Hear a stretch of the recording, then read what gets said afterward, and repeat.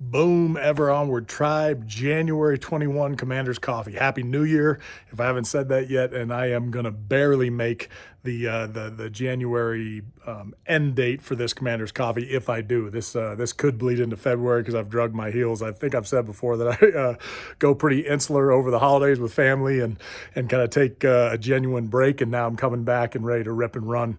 I had an interesting meeting the other day. I met with some friends, some I knew well, and then there's some other people in the group, and somehow my SEAL experience came up, and a gal, one of the ladies in the group, asked me, what appealed to you about becoming a SEAL? Like, what really drew you to that? I've spoke a lot about this, and anyone that's kind of followed this or followed anything else I've written or done would know some of the answers to that story. And all the obvious, of course, apply.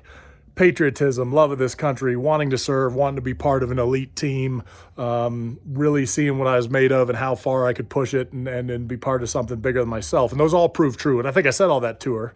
But then I remember taking a little bit of a break. And before we transitioned onto some new topic or something like that, I actually said, there actually is another thing. And she said, what's that? I said, I don't know if this sounds weird or like there's some pathology in it, but a big part of it is playing a game or participating in something with high consequence.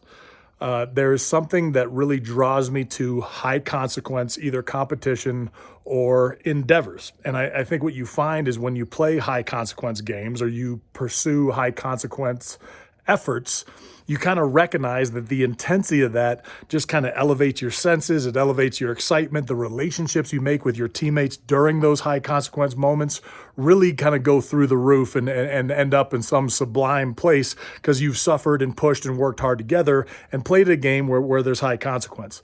It reminded me of a story from SEAL training when I came back to run the basic course. When I left, a couple years after I left running the basic course of instruction, I was driving by our obstacle course. Our obstacle course is exceptionally hard.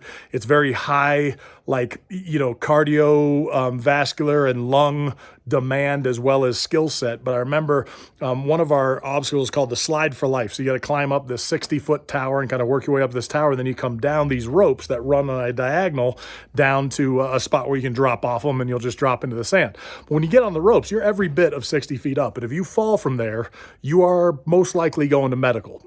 Hopefully only for a break or some damaged bone. You could probably do worse. And it happens so frequently, they actually had a term for it called sand darts. And it was just, when you went to step off that deck onto or that platform onto that rope, you knew you had to pull deep with your grip strength and get through it. A couple years ago when I went past there, I saw they built up a sand berm and actually put a net for a while. I'm not sure if it's still there, but a net in case you fall, you'd hit a net.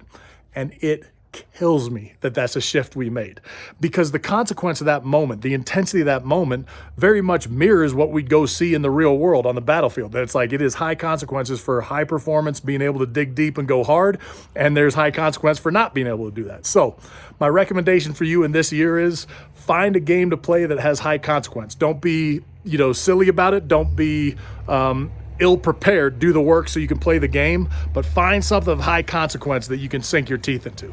Ever onward.